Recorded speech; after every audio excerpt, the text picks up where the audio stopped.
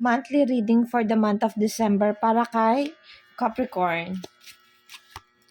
Capricorn, this card showing that you are guided with the universe, especially pag dumating yung time ng December. Sabi dito, may pagkilos at paggawa, pero nakikita ko na kung may binabala kang umalis or lumayo, umiwas sa mga bagay-bagay this coming December, gawin mo daw ito, no? Sabi dito sa cards na kung ito yung makakapagpaluwag sa damdamin mo or makakapagpaluwag dun sa mga bagay na ginagawa mo sa'yo at sa mga taong nakapaligid sa'yo.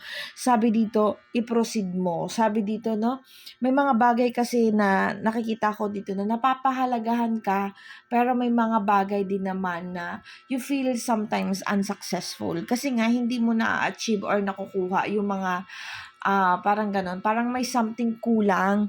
Alam mo yung ganon. Yung mga taong nakapaligid sa'yo, parang they want more for you, Capricorn. So, they are not contented for what you have done. Kahit na alam kong ibinigay mo yung best, actually family-oriented kasi ang mga Capricorn. So nakikita ko dito, they have goal, gagawa sila ng pamamaraan para sa mga taong nakapaligid sa kanila, ganon.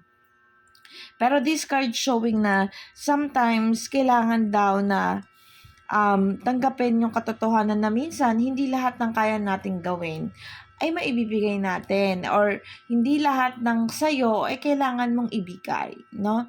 Sabi dito, you need to keep for yourself also, Capricorn. You need to have determination para magkaroon ka ng pagbabalanse or boundaries dun sa mga taong nakapaligid sa'yo.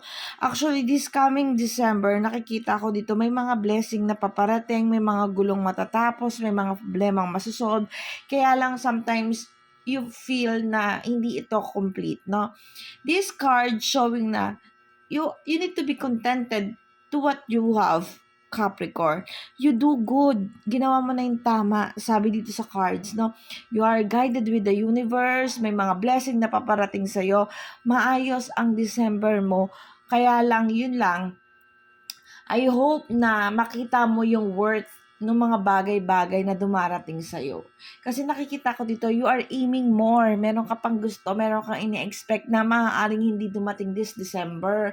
Kaya medyo nag-aalangan ka. But the card said here na success na, okay na, nakikita ko lang dito kasi na napapahalagahan ka naman, matatapos yung kaguluhan, then nakikita ko dito kung balak mo mag-travel, kung may mga binabala kang umalis, pumunta sa ibang lugar, or mamasyal, umalis ng bansa. This card showing, yes, it was agree, magagawa mo yon. So, nakikita ko dito, success ito. Yun lang talaga, hindi mapufulfill lahat ng kailangan natin or lahat ng mga bagay na hinihiling natin. Baka kasi itong mga bagay na nag-unsuccessful sa'yo is hindi naman talaga meant for you.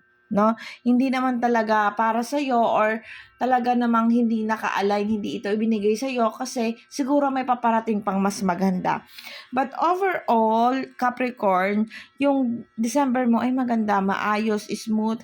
You need to be be grateful lang dun sa kung ano meron tayo at as long as nasusolusyonan yung mga problema natin, nagagawa natin yung mga bagay na gusto natin, no? Nakaka-remove tayo, nakakaalis tayo sa mga gusto natin puntahan, okay na yan, no? Yung success, kasi gusto mo siguro makuha agad yung pinaka-success na ini-aim mo this year. Kaya lang kasi nakikita ko dito na hindi ganun kadali kasi yon, Capricorn. Kaya may failed ng konti pero magiging masaya naman.